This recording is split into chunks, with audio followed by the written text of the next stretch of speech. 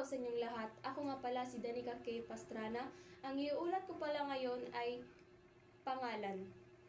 Ang pangalan, ito ay isang bahagi na pananalita sa Filipino na tumutukoy sa mga pangalan ng tao, lugar, hayop, at iba pa. Kung sa salitang Ingles, ito ay noun. Ang pangalan ay mayroong 4 na uri. Hindi, pantangi, pambalana, pangkalahatan, at pagtuturing. Ang pantangi at pambalana, ang pantangi ay, sa salitang Ingles, ito ay proper noun. Halimbawa, 1. Maynila. Ito ay may specific na lugar at lokasyon at pangalan. Pambalana naman, ito ay sa Ingles na common noun. Halimbawa, tao, lungsod.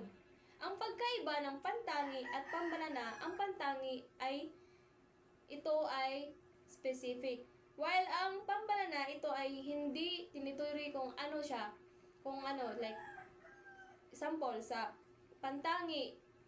Sa pantangi, si Juan. Sa pambalana, ito ay tao. Sa ipangatlo naman, ang pangkalahatan o sa Ingles na collective noun.